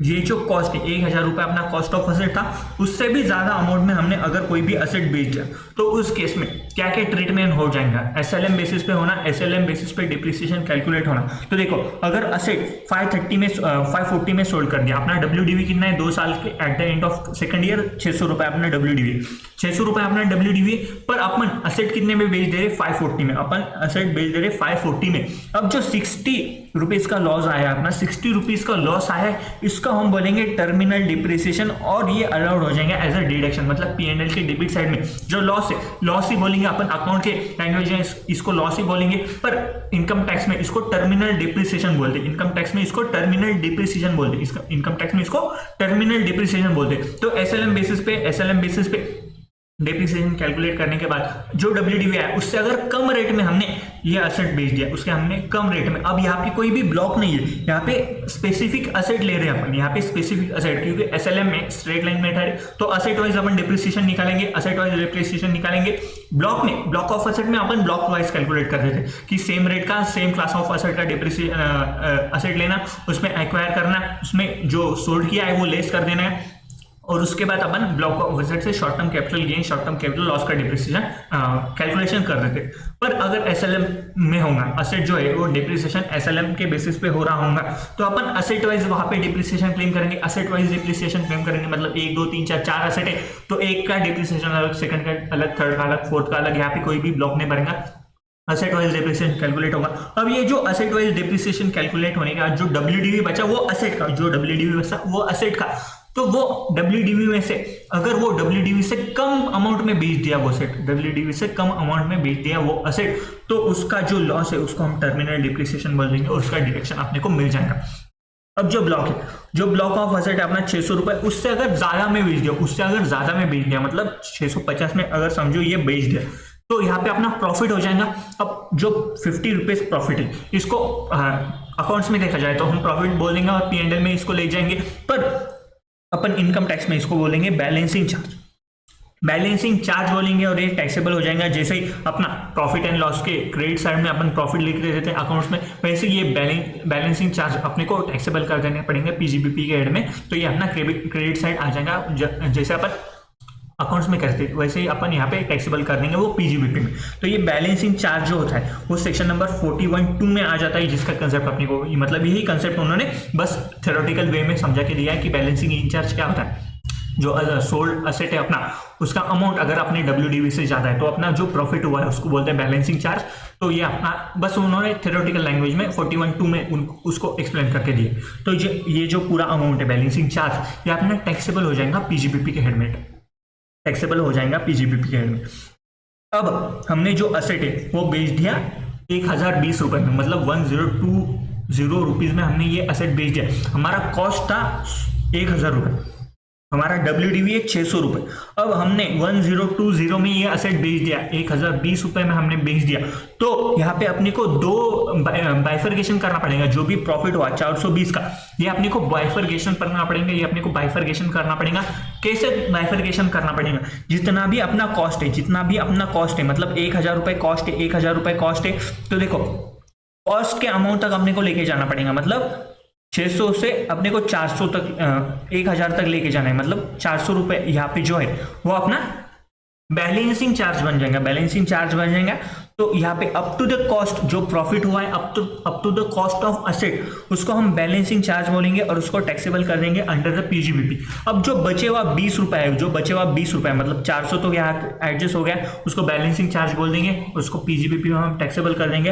अब जो 20 रुपए बचा है, इसको जो 20 रुपए बचा है, इसको हम बोलेंगे कैपिटल गेन, और ये हो जाएगा short term capital gain under section 58, under section 58, जिसमें हमने ब्लॉक ऑफ असेट का कंसेप्ट पढ़ा था, सेम सेक्शन आ जाएगा। तो ये जो 20 रुपीज है अबाउट द कॉस्ट का जो अमाउंट है, इसको हम शॉर्ट टर्म कैपिटल गेन बोल देंगे, शॉर्ट टर्म कैपिटल गेन उसको बोल देंगे।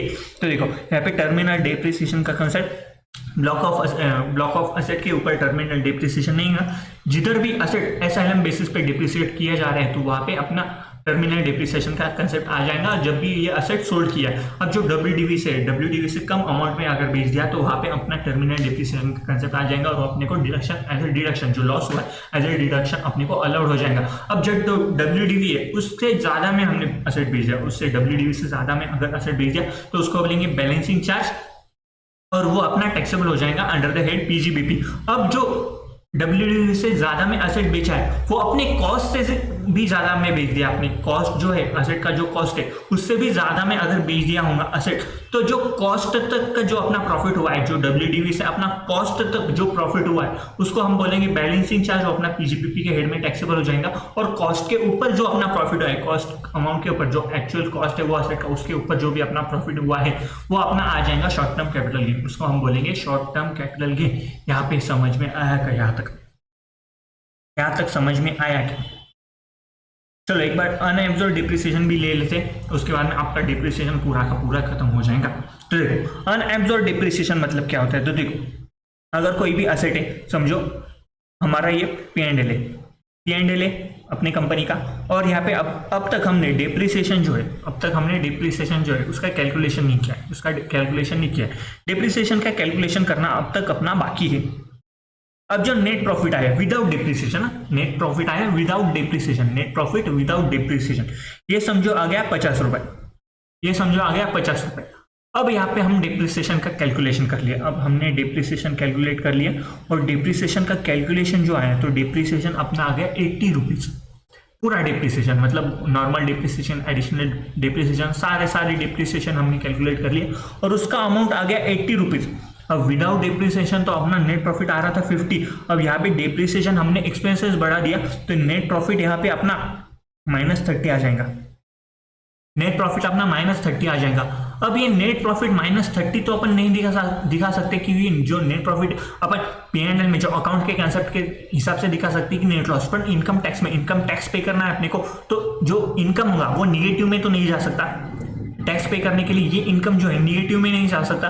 तो जो 30 रुपीज बचा है, मतलब अपना ये अनएब्जॉर्ब डिप्रिसिएशन है। तो यहाँ पे अपन डिप्रिसिएशन क्लेम करते समय यहाँ पे बस 50 का ही डिप्रिसिएशन दिखा देंगे, और जो नेट प्रॉफिट है अपना 50 का, बिफोर क्लेमिंग डिप्रिसिएशन का बेनिफिट, जो डिडक्शन है, डिप्रिसिएशन का डिडक्शन है, वो क्लेम करने से पहले अपना 50 रुपीज का प्रॉफिट हो रहा था। अब डिप्रिसिएशन हमारा 80 रुपीज डिप्रिसिएशन है, पर अपना नेट प्रॉफिट कितना है 50, तो अपन यहाँ पे डिप्रिसिएशन भी लेंगे 50, अब जो 30 रुपीज का डिप्रिसिएशन अपना बचा है, 30 रुपीज का डिप्रिसिएशन अपना बचा है, उसको बोलते हैं अनएब्जॉर्ब डिप्रिसिएशन, उसको बोलते हैं हम अनएब्जॉर्ब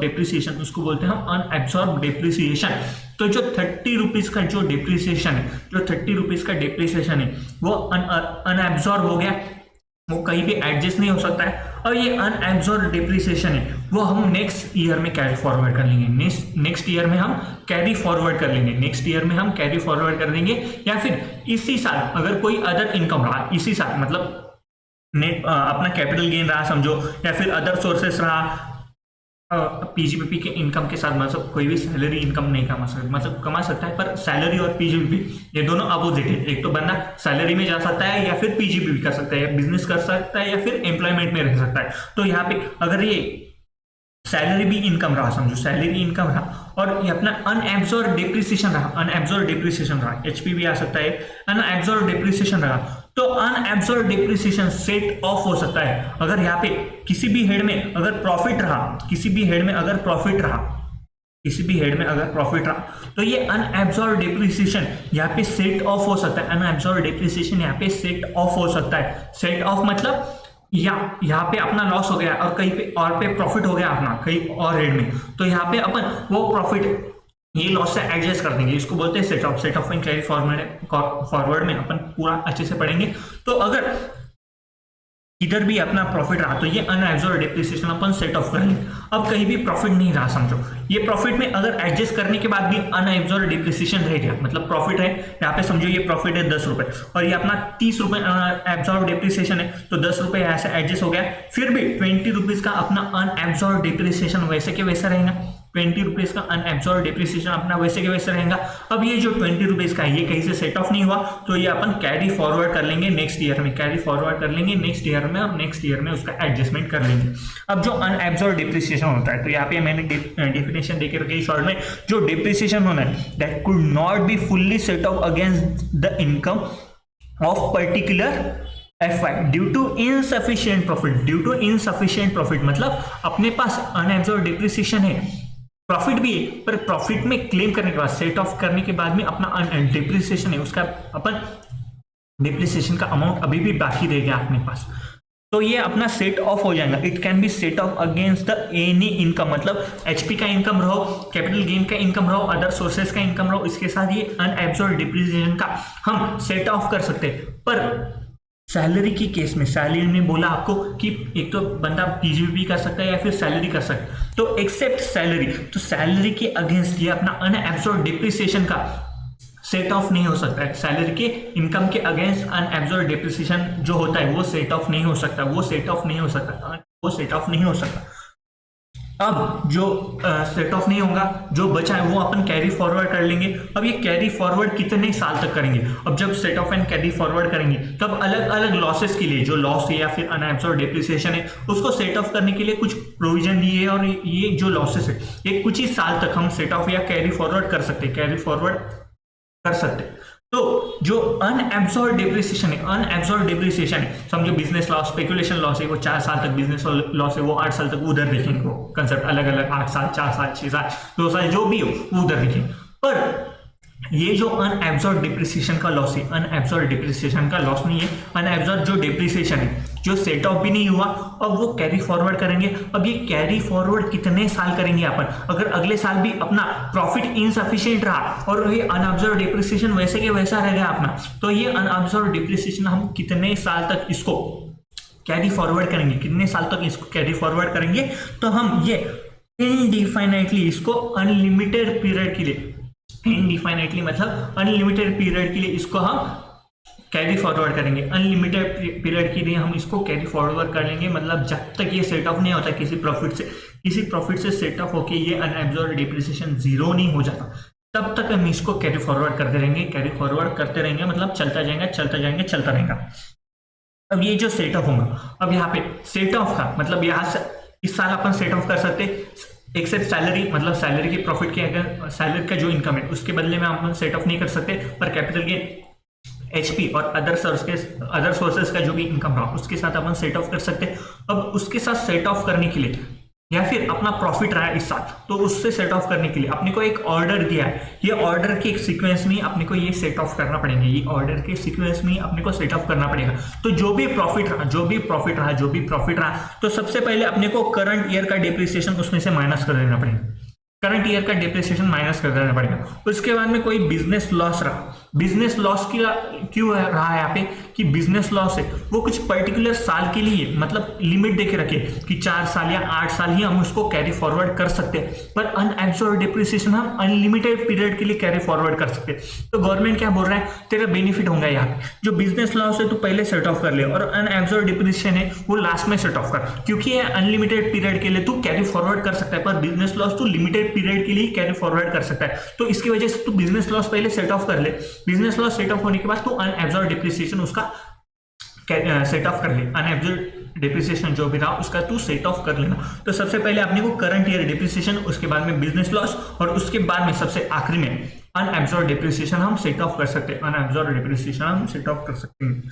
अब ये जो कैरी फॉरवर्ड रहा, जो कैरी फॉरवर्ड होगा, अगर ये बिजनेस अपना बंद हो गया, अब बिजनेस अपना बंद हो गया है, बिजनेस की वजह से अपने को अनएब्जॉर्ब डिप्रिसिएशन आ गया है, अब ये जो बिजनेस है जिसकी वजह से अपने को अनएब्जॉर्ब डिप्रिसिएशन आ गया, अब ये बिजनेस ही बंद हो गया, फिर भी ये अनएब्जॉर्ब डिप्रिसिएशन है, हम ये कैरी फॉरवर्ड करते रहेंगे जब तक ये जीरो नहीं हो जाता, तब तक ये कैरी फॉरवर्ड चलता रहेगा। समझ में आया? तो यहाँ पे अपना डिप्रिसिएशन का सारा कंसेप्ट खत्म हो जाता है, डिप्रिसिएशन का पूरा अपना कंसेप्ट खत्म हो जाता है। आगे हम कहीं भी इसका कुछ इंटरलिंकिंग रहा तो तब का तब पढ़ लेंगे। अब सबसे इंपॉर्टेंट डिप्रिसिएशन के हम क्वेश्चंस कर रहे हैं, डिप्रिसिएशन के हम क्वेश्चंस कर लेते हैं। 2-3 अच्छे क्वेश्चन आपके मॉड्यूल में देखे रखे तो अपन इलस्ट्रेशन से वो अपन करेंगे, उसके बाद में आज का लेक्चर खत्म करेंगे। तो चलो एक बार आते हैं मॉड्यूल में। तो सबसे पहला क्वेश्चन है अपना इलस्ट्रेशन 1। इलस्ट्रेशन 1 है तो देखो, मिस्टर एक्स है, प्रोप्राइटर है, engage in manufacturing business, manufacturing business, manufacturing business, manufacturing business, manufacturing business, मतलब यहाँ पे एडिशनल डिप्रिसिएशन आएगा और रेगुलर डिप्रिसिएशन तो आ ही जाएगा। रेगुलर डिप्रिसिएशन तो सब एक केस में आएगा, पर मैन्युफैक्चरिंग रहा तो एडिशनल डिप्रिसिएशन का बेनिफिट इसको मिल जाएगा। फर्निश द फॉलोइंग पर्टिकुलर, अब उसने दिया है कि जो अपना WDV opening balance of plant and machinery, plant and machinery का है मतलब same class of asset, same rate of depreciation अपने को लेना पड़ेगा, जो ब्लॉक ऑफ असेट के कंसेप्ट से अपने को लेना पड़ेगा। यहाँ पे कोई भी पावर जनरेशन का उन्होंने कोई भी बिजनेस मेंशन नहीं कर दिया है, तो अपने को नॉर्मल जो WDV वाला मेथड है वो लेना पड़ेगा यहाँ पे। अब ये ओपनिंग WDV देख के रखा है उन्होंने एज ऑन 1/4/2023 का जो WDV आया है वो 31/3/2023 आफ्टर रिड्यूसिंग जो प्रीवियस ईयर 22-23 का जो डिडक्शन है, डिप्रिसिएशन का डिडक्शन है वो क्लेम करके अपना ये WDV आ गया है। तो WDV अपना 30 लाख रुपीज अपना WDV है। अब न्यू प्लांट एंड मशीनरी उन्होंने परचेस किया, new plant and machinery additional depreciation आ जाएगा और नॉर्मल डिप्रिसिएशन भी आ जाएगा। नॉर्मल डिप्रिसिएशन आ जाएगा 15% से, एडिशनल डिप्रिसिएशन आ जाएगा अपना 20% से। अगर ये 180 दिन से अगर ज्यादा यूज हुआ है, अगर 180 दिन से कम यूज हुआ है तो अपन जो एडिशनल डिप्रिसिएशन भी नॉर्मल डिप्रिसिएशन भी वो अपन हाफ कर देंगे। अब यहाँ पे देखो 8/6/2023 को यूज हुआ है, 8/6/2023 मतलब अक्टूबर के पहले अपना, तो ये 180 दिन से पुट टू यूज भी हुआ है, तो ये 180 दिन से अपना ज्यादा यूज हुआ है, 180 दिन से ज्यादा यूज हुआ है मतलब यहाँ पे फुल डिप्रिसिएशन आ जाएगा और फुल अपना एडिशनल डिप्रिसिएशन भी आ जाएगा, फुल अपना एडिशनल डिप्रिसिएशन भी आ जाएगा और फुल्ली अपना डिप्रिसिएशन भी आ जाएगा। अब जो next new plant and machinery acquire किया है और पुट टू यूज किया है दिसंबर में किया है पुट टू यूज, मतलब 180 दिन से कम यूज हुआ है, तो यहाँ पे अपना डिप्रिसिएशन भी हाफ आ जाएगा और एडिशनल डिप्रिसिएशन जो है वो भी अपना हाफ आ जाएगा। एडिशनल डिप्रिसिएशन भी हम यहाँ पे हाफ क्लेम करेंगे, यहाँ पे अपन एडिशनल डिप्रिसिएशन भी हाफ क्लेम करेंगे। अब जो कंप्यूटर एक्वायर किया है एंड इंस्टॉल किया है इन द ऑफिस प्रीमाइसेस, 2/1/2024 को भी एक उन्होंने कंप्यूटर यूज किया है और ऑफिस प्रीमाइसेस में इंस्टॉल किया है, ऑफिस प्रीमाइसेस में यूज किया है, तो एडिशनल डिप्रिसिएशन नहीं मिलेगा। नॉर्मल डिप्रिसिएशन तो मिल जाएगा, पर एडिशनल डिप्रिसिएशन यहाँ पे उसको नहीं मिलेगा, एडिशनल डिप्रिसिएशन यहाँ पे उसको नहीं मिलेगा। और जो नॉर्मल डिप्रिसिएशन है वो 180 दिन से कम यूज हुआ है, पुट टू यूज हुआ है 180 दिन से, तो अपन नॉर्मल डिप्रिसिएशन भी हम हाफ रेट से कैलकुलेट करेंगे, हाफ रेट से अपन कैलकुलेट करेंगे। अब उन्होंने बोला है कि जो है शिफ्ट आउट कर दिया है आपको। बेसिक में हमने पढ़ा था, बेसिक चैप्टर में हमने पढ़ा था कि जो डिप्रिसिएशन एडिशनल डिप्रिसिएशन है उनके बेनिफिट न्यू स्कीम में मिलते हैं, ओल्ड स्कीम में मिलते हैं, वो अपन ने बेसिक में पढ़ा था, तो एक बार पढ़ के आओ, मैंने लिस्ट दे के रखी थी आपको, उसमें आपको समझ जाएंगे। ये डिप्रिसिएशन का मैंने पॉइंट वहां पे लिख के दिया है, प्लीज एक बार वो पढ़ के आना कि हम डिप्रिसिएशन कब क्लेम करेंगे, न्यू स्कीम में ओल्ड स्कीम में, आपको वो पॉइंट पढ़ के आना है। पर जो भी नॉर्मल क्वेश्चन रहेंगे, जो भी जो अब न्यू स्कीम में जो एडजस्टमेंट कम हो गए, जो अपने 115 BAC के जो है स्कीम, उसमें बहुत सारे एडजस्टमेंट कम हो गया है, तो वहां पे अगर एडजस्टमेंट के क्वेश्चन पूछने होंगे आईसीआई को या फिर सीएमए वालों को, तो हम डिप्रिसिएशन ऑप्ट आउट करेंगे, सॉरी जो न्यू स्कीम है 115BAC की, वो ऑप्ट आउट करने का क्वेश्चन रहेगा, और ऑप्ट आउट कर लिया तो वहां पे हमारा एडजस्टमेंट बढ़ जाएंगे, तो मैक्सिमम क्वेश्चन आपको अगर क्वेश्चन पेपर में मिल जाएंगे तो आपको ऑप्ट आउट वाले मिलेंगे। 115BAC से ऑप्ट आउट कर लिया तो अपन ओल्ड स्कीम में चले जाएंगे, और वहां पे अपने को ढेर सारे एडजस्टमेंट करने पड़ेंगे। तो यहाँ पे भी उन्होंने बोला है कि शिफ्ट आउट कर दिया है, उन्होंने शिफ्टिंग आउट कर दिया 115BAC से, मतलब अपन ओल्ड स्कीम में जो अपना 2.5 लाख वाला स्लैब था उसमें अपन पूरा कैलकुलेशन करेंगे। अब अज्यूम किया है that all asset purchase by way of account पे चेक, मतलब हम ना जो मैंने बोला था कि आपको कैलकुलेशन जो एक्चुअल कॉस्ट का जो कैलकुलेशन, उसमें अपने को देखना पड़ेगा कि 10,000 से ऊपर जो अमाउंट हुआ है वो कैसे हुआ। तो यहाँ पे उन्होंने बोल दिया है हमने को डिप्रिसिएशन कैलकुलेट करना पड़ेगा। अब जो ब्लॉक है उसमें अपने को पूरे असेट ऐड कर देने पड़ेंगे। सबसे पहले ये ब्लॉक ऑफ असेट में पूरे असेट ऐड हो जाएंगे। जो इसके ऊपर डिप्रिसिएशन है अपन फुल डिप्रिसिएशन लेंगे, इसके ऊपर हम हाफ डिप्रिसिएशन लेंगे, एडिशनल डिप्रिसिएशन भी हाफ लेंगे, और इसके ऊपर हम नॉर्मल डिप्रिसिएशन लेंगे, इसके ऊपर भी हम नॉर्मल डिप्रिसिएशन ही लेंगे। तो यहाँ पे देखो यहाँ पे सबसे पहले ब्लॉक ऑफ असेट का कंसेप्ट, ब्लॉक में ओपनिंग WDV ले लिया। कंप्यूटर का अपने को 40% डिप्रिसिएशन लेना पड़ेगा, कंप्यूटर का यहाँ पे 40% डिप्रिसिएशन लेना पड़ेगा, मतलब सेम क्लास ऑफ असेट और सेम रेट ऑफ डिप्रिसिएशन। मतलब यहाँ पे कंप्यूटर का एक अलग ब्लॉक बनेगा, प्लांट एंड मशीनरी का एक अलग ब्लॉक बनेगा। कंप्यूटर का 40% डिप्रिसिएशन, प्लांट एंड मशीनरी का 15% डिप्रिसिएशन, मतलब अलग अलग ब्लॉक बनेगा। अब यहाँ पे प्लांट एंड मशीनरी जो एक्वायर किए 180 दिन से ज्यादा यूज हुए वो ऐड कर दिए, 180 दिन से कम यूज हुए वो ऐड कर दिया, और कंप्यूटर जो यूज हुआ है, कंप्यूटर जो प्लांट एंड मशीनरी, इस पे एडिशनल डिप्रिसिएशन नहीं मिलेगा, पर नॉर्मल डिप्रिसिएशन मिल जाएगा, क्योंकि वो ऑफिस प्रीमाइसेस में यूज हुआ है, तो एडिशनल डिप्रिसिएशन नहीं मिलेगा, नॉर्मल डिप्रिसिएशन अपने को मिल जाएगा हाफ रेट से। देखो अब यहाँ पे अपना ब्लॉक आ गया, अपना ये ब्लॉक आ गया। अब अपने को अब डिप्रिसिएशन कैलकुलेट करना है, अपने को अब डिप्रिसिएशन कैलकुलेट करना है। अब देखो यहाँ पे डिप्रिसिएशन कैलकुलेट कर दिया है उन्होंने, ये क्या कर दिया इंक्लूडिंग WDV, तो plant and machinery use okay उन्होंने ये बोल दिया बस। तो देखो अब यहाँ पे इन्होंने डिप्रिसिएशन अब देखो जो भी 8 लाख का है, अपना 8 लाख का प्लांट एंड मशीनरी हमने परचेस किया है, 1 लाख का प्लांट एंड मशीनरी हमने परचेस किया है, उसके ऊपर हमारा हाफ डिप्रिसिएशन आ जाएगा, हाफ डिप्रिसिएशन आ जाएगा। उसके बाद जो अपना कंप्यूटर हमने परचेस किया है, 3 लाख का, उसके ऊपर भी हम हाफ डिप्रिसिएशन क्लेम कर लेंगे, उसके ऊपर भी हम हाफ डिप्रिसिएशन क्लेम कर लेंगे। अब हाफ डिप्रिसिएशन हो गया। अब जो भी रिमेनिंग WDV बचा है, जो भी अपना रिमेनिंग WDV बचा है, मतलब देखो ये ब्लॉक कितने का हो गया अपना 58 लाख का अपना ब्लॉक हो गया। 58 में से अपना ये 8 लाख चला गया और 3 लाख चला गया, सॉरी ये 8 लाख चला गया, ये 3 लाख तो अपना कंप्यूटर के केस में आ जाएंगे, ये 8 लाख चला गया। और जो बैलेंस अपना 50 लाख का ब्लॉक बचा है, बैलेंस अपना 50 लाख का ब्लॉक बचा है, उसके ऊपर हम पूरा का पूरा डिप्रिसिएशन क्लेम कर लेंगे, पूरा का पूरा डिप्रिसिएशन हम क्लेम कर लेंगे। तो ये आ गया 750। अब यहाँ पे अपने को एडिशनल डिप्रिसिएशन लेना पड़ेगा। एडिशनल डिप्रिसिएशन अपने को अगर न्यू प्लांट एंड मशीनरी है तो उसके ऊपर 20%, अगर प्लांट एंड मशीनरी 180 दिन से ज्यादा यूज हुआ, अगर 180 दिन से कम यूज हुआ है प्लांट एंड मशीनरी, तो हम 10% डिप्रिसिएशन ले लेंगे एडिशनल डिप्रिसिएशन। अब देखो न्यू प्लांट एंड मशीनरी हमने 20 लाख में परचेस किया है, 20 लाख में परचेस किया है, उसके ऊपर 20% अपन डिप्रिसिएशन क्लेम कर लेंगे एडिशनल डिप्रिसिएशन, क्योंकि ये 180 दिन से हमने ज्यादा यूज किया है। देखो ये एसेट है, 180 दिन से हमने ये ज्यादा यूज किया है, 180 दिन से हमने ये ज्यादा यूज किया है। अब जो बचे हुआ है, जो प्लांट एंड मशीनरी हमने 180 दिन से कम यूज किया 8 लाख का, तो उसके ऊपर 10% डिप्रिसिएशन ले लेंगे। जो कंप्यूटर है उसके ऊपर एडिशनल डिप्रिसिएशन नहीं आएगा, क्योंकि वो ऑफिस प्रीमाइसेस में यूज हुआ, तो उसका यहाँ पे नोट देके रखा होगा उन्होंने। देखो अब यहाँ पे देखो 50% डिप्रिसिएशन लेंगे अगर 180 दिन से कम यूज है, यहाँ पे आपको नोट देना पड़ेगा। देखो 15% का 50% और 40% का भी 50% लेना पड़ेगा, यहाँ पे उन्होंने बस नोट देके रखे। अब ये एडिशनल डिप्रिसिएशन एक्सरसाइज अगर ऑप्ट आउट कर लिया उसने तो एडिशनल डिप्रिसिएशन का बेनिफिट मिल जाएगा। जो भी 50% बचा है एडिशनल डिप्रिसिएशन 50% बचा है, वो अगले साल AY 25-26 में उसका एडिशनल डिप्रिसिएशन का बेनिफिट मिल जाएगा।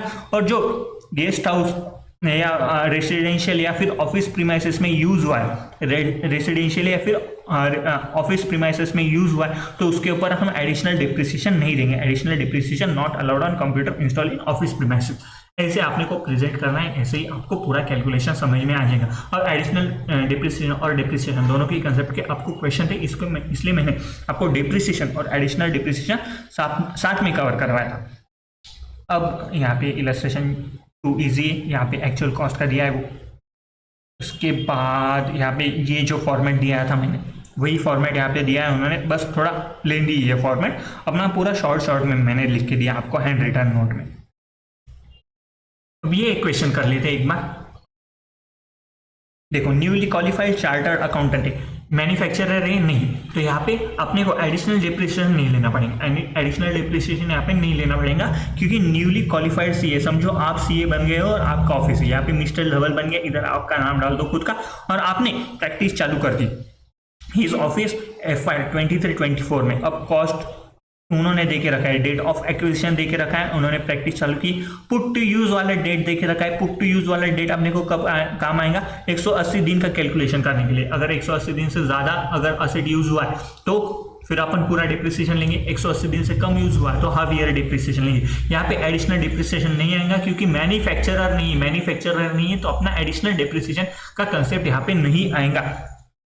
अब देखो, यहाँ पे उन्होंने कॉस्ट देख रखा है, अब यहाँ पे उन्होंने बोला है कि कैलकुलेट करना है अपने को, डिप्रिसिएशन वगैरह कैलकुलेट करना है। तो देखो, कंप्यूटर इंक्लूड कंप्यूटर सॉफ्टवेयर, तो ये एक ब्लॉक बन जाएगा अपना, ये एक ब्लॉक बन जाएगा यूपीएस वगैरह। कंप्यूटर का प्रिंटर का ये एक ब्लॉक बन जाएगा। बुक पब्लिकेशन का ये मतलब ये 40% में ही आ जाता है तो ये ब्लॉक आ जाएगा अपना।